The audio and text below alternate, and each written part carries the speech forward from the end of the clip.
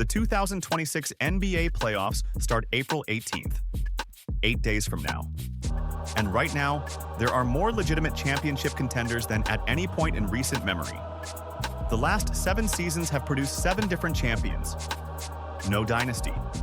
No consensus favorite, just chaos. This year might be worse. Every team on this list has a real case.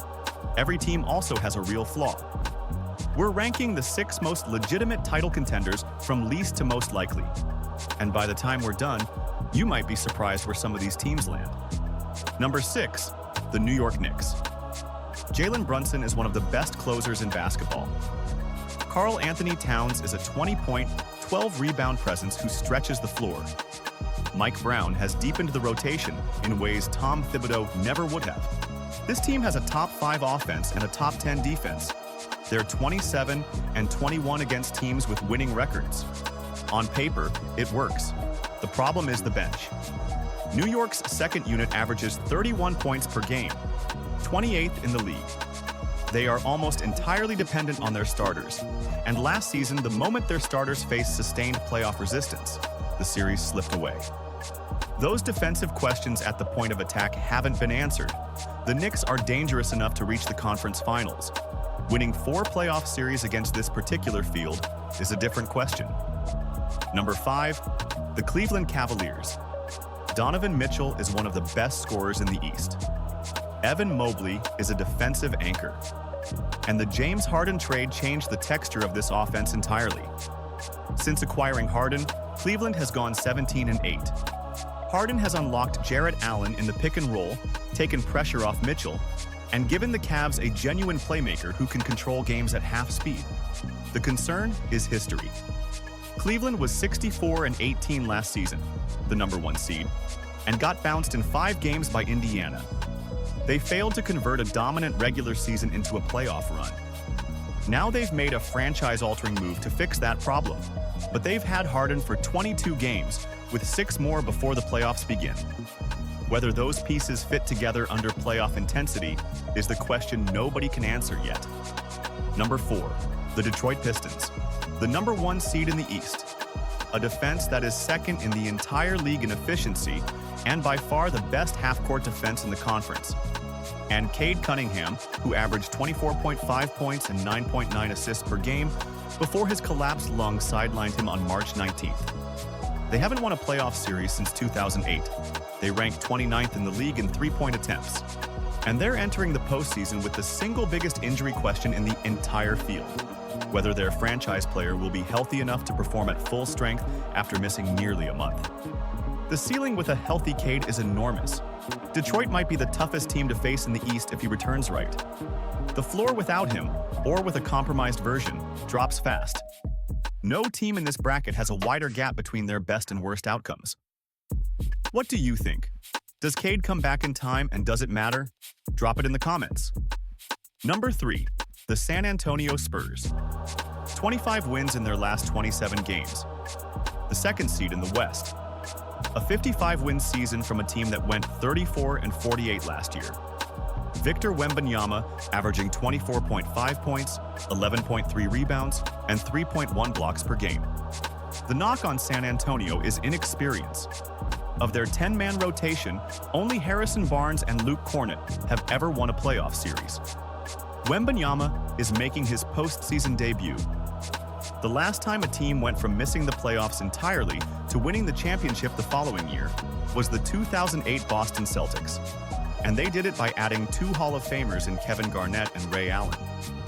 What the Spurs are attempting is genuinely unprecedented in the modern NBA. But here's the counter-argument. They beat Oklahoma City 4 times this season.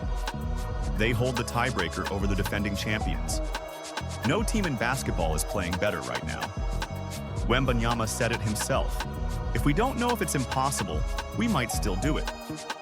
That's either the most naive thing a player has said this season, or the most accurate. Number 2, the Boston Celtics. 2 years ago, Boston won 64 games and a championship. This year, they've done something arguably more impressive.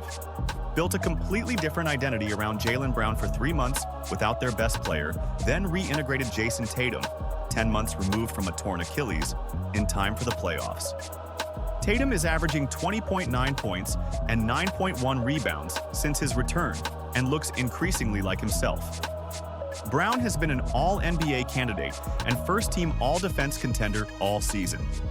The Celtics are second in offensive rating and have climbed to fourth in defense. If you like this video, hit subscribe. The playoffs are 8 days away and we'll be here covering every round. Boston is the betting favorite to come out of the East. They have championship pedigree nobody else in the conference can claim. Joe Mazzulla has been one of the best coaches in basketball for 2 straight years. The questions are real. Tatum's stamina for a full playoff run, the chemistry with a reintegrated superstar, the lack of fast break scoring that ranks last among all playoff teams.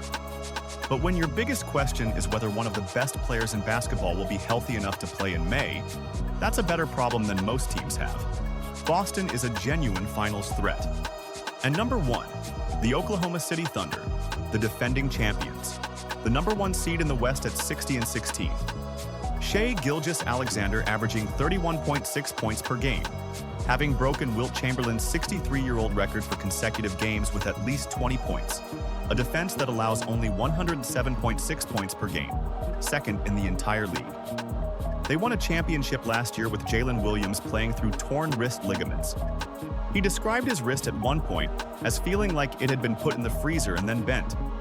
He's now saying it feels better than it ever has. A healthy SGA and a fully healthy Williams entering the playoffs together is something the NBA has genuinely never seen. The one legitimate concern is San Antonio.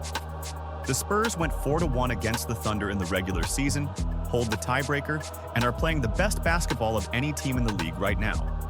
If those two meet in the conference finals, it is the most compelling series in basketball.